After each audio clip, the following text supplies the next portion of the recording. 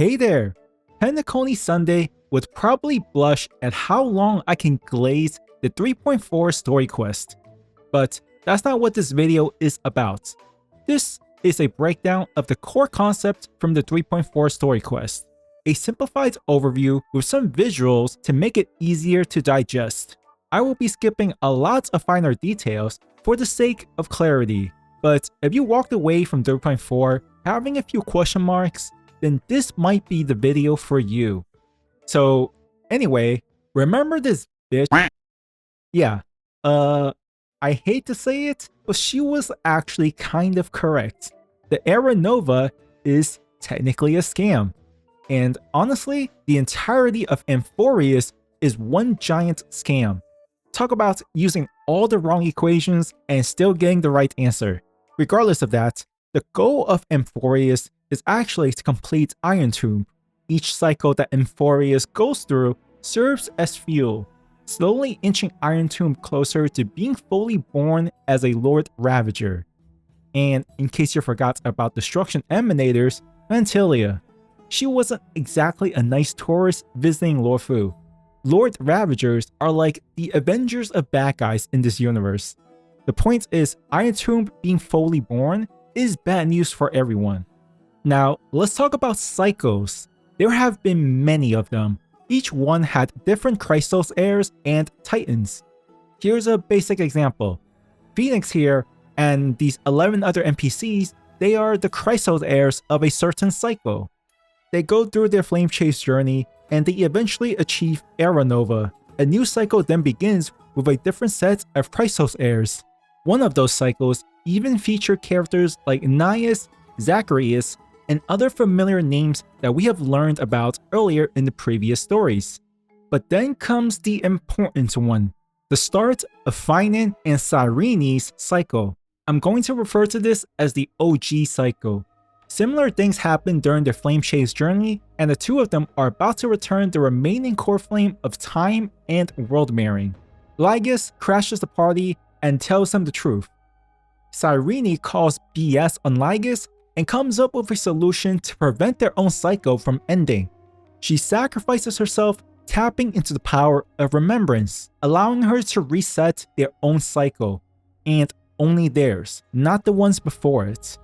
Now, OG Phainon, who we will call Kaslana, gets a second shot. This becomes Eternal Recurrence number 1, or shorthand ER1. In ER1, he meets a bunch of familiar faces and manages to convince them of what's really going on in Amphoreus. Fast forward, he manages to collect all of the core flame and stores them within himself. But it's still not enough to change the ending, so he uses Cyrene's power to go back to the start of his own cycle, the OG cycle. In Eternal Recurrence number 2 now, he gathers all the core flames again, but he fails once again. Every time he fails, he will reset his OG cycle to go through a new Eternal Recurrence. ER number 3, ER number 4, ER number 5, the number keeps going up and up. Each time he resets, he slowly and gradually loses a part of himself. After going through ER 4,000,001, Kaslana comes to a realization that only an external outside variable can truly disrupt the fate of Amphoreus. The Eternal Recurrence loop keeps on going, but at ER number 33,550,336, something different happens. The Astral Express finally enters Amphoreus.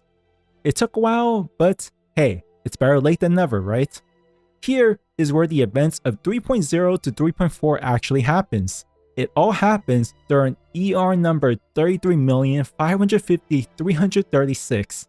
Our Phainon from ER number 33,550,336 has now inherited the full power and memories of Kaslana.